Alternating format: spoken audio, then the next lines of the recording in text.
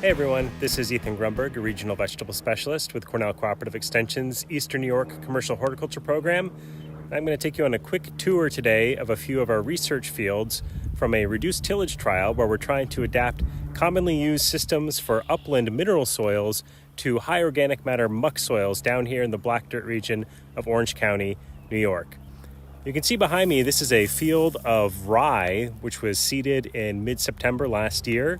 We allowed it to overwinter, put on a lot of growth in the spring, and smothered out a lot of the weeds that we would have typically seen growing in the early part of the season, which is one of the benefits that we're trying to measure in this research, which is funded by the Specialty Crop Block Grant of the USDA AMS program and administered by the New York Farm Viability Institute.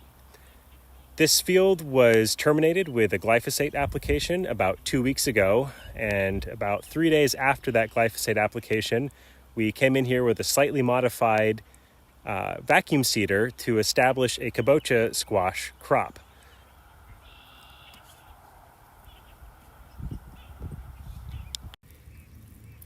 You can see that this squash was planted about a week ago now, and it's just starting to emerge through this heavy residue, which is exactly what we want. One of the goals of this research is to try to identify the cover crop species that will give us the most residue for longest, not only to suppress weeds, especially in row where that crop is, but also to help provide us with cleaner winter squash at harvest time. We've now moved over to a field of winter barley that was seeded on the same date as the winter rye that I just showed you. The winter barley performed fairly well, although if we do pan down for a moment, we'll see that there are more kind of blank spots. We didn't get an even establishment in this field, unfortunately. So we've got excellent establishment of our cash crop, that Kabocha squash. However, I am a little nervous about some of the patchiness where we might see some weeds break through this mulch. One of the challenges that we have faced is that sometimes in the fall we don't have cooperative weather that allows us to establish a good fall seeded cover crop. So we're also assessing the efficacy of a couple of spring seeded cover crops. In this field behind me, you'll see a field of oats that was seeded in mid-April of this year. You can see it's starting to seed out. It's about ready to terminate with glyphosate and get one of our later mid to late June plantings of Kabocha squash in this field. We've also experimented with spring seeded barley, as well as spring-seeded mustard species, several different mustard species, though none of those mustard species provided adequate weed suppression to really warrant further investigation this year. Okay, so just to review, here's a list of all the cover crop treatments included in the trial, the seeding rates, and the rough price per acre of cover crop seed by treatment. I mentioned in one of the segments earlier that the mustard cover crop species that we had trialed in 2019 did not perform very well. There are two primary reasons that they didn't do well. First, the residue from the mustard cover crops broke down too quickly since they tend to have a lower carbon to nitrogen ratio and less lignified carbon when compared to the grasses that we've included in the trial.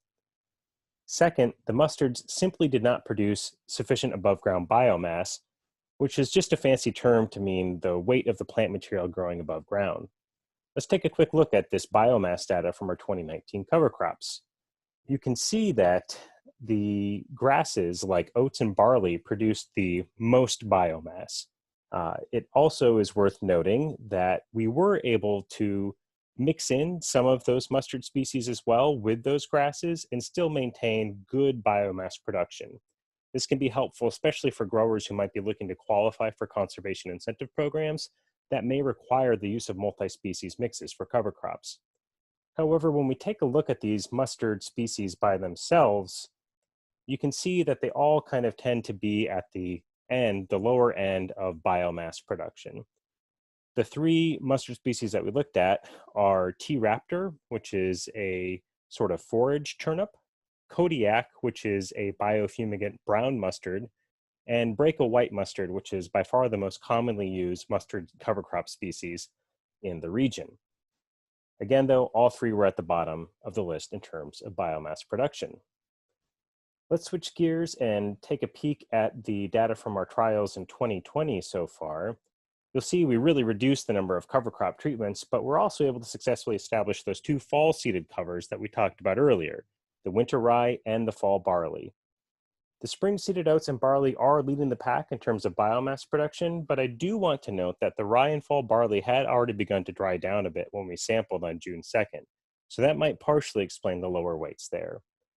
The other thing to keep in mind is that rye in particular produces really long-lasting, high lignin content residue that doesn't break down very quickly.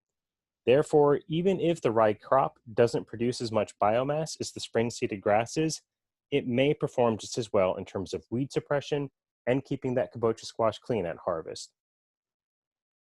Stay tuned for a couple more videos that we'll be producing over the next months, focused on how these trial fields did in terms of weed suppression and with the squash quality at harvest.